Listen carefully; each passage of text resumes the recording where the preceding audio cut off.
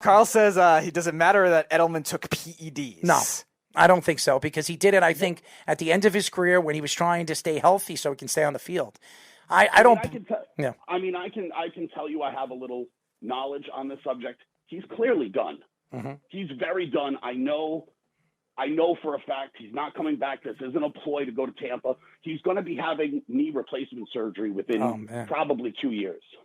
Oh, that's bad. That's not good. His career is done. If you're having knee replacement at the age of, 34? Yeah. I mean, he's still very young. He's having knee replacement. I mean, he's got old man knees. So he's not playing football again. And listen, if you don't put him in the Hall of Fame for banging Adriana Lima, who gets him? More importantly, stealing her for Matt Harvey. Like, how many, let's be real here, how many players in the NFL do PEDs anyway? Come on, they all do. Come on, I mean that's why their drug stuff is completely different than what MLB is and the NHL is and all them. They all do it. I mean, really, you got to be realistic with what the expectations are. I don't like this guy at all, but he makes a point, right? Like dinging Edelman for PEDs is trying to say that everyone Lance Armstrong was cycling against wasn't doing anything. They're all doing it.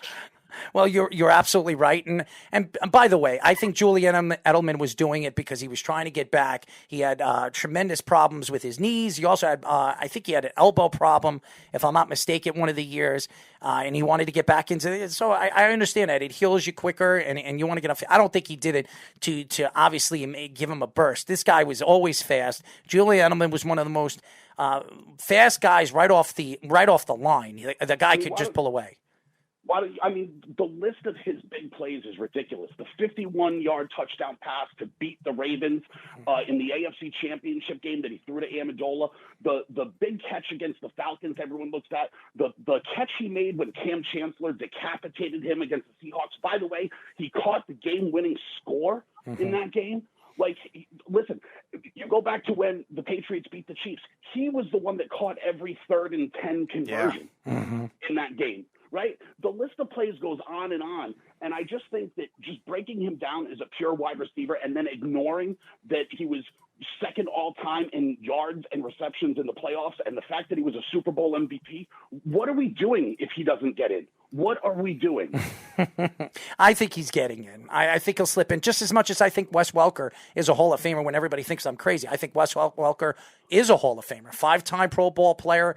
The guy was a dominant player. He played great with Peyton Manning. He played great with Tom Brady.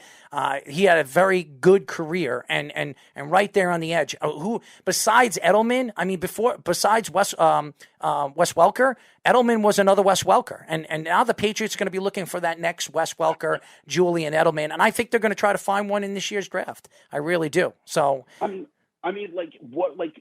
what are we doing if he doesn't get in? Seriously, are we going to say that Tom Brady is the only player from the greatest dynasty in the history of the sport that's going to make the Hall of Fame? No. Well, who else is going to get it? Him and Gronk? How many other guys? There's so many guys that should be in there, just keep getting denied. But the problem is, again, because the Patriots system, the Patriots way is so rotational, especially with the offensive skill players.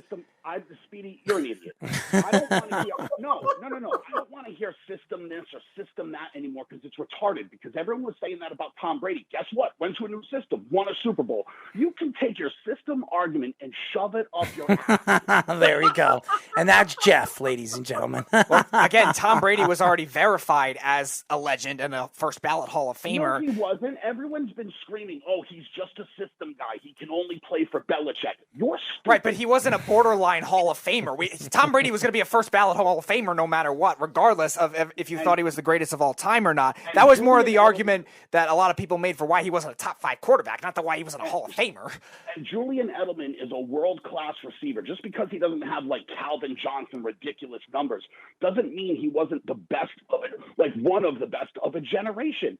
Watch the Pat McAfee show from today and watch Pat McAfee say there's only one guy in the league that I was afraid to kick to. Julian Edelman.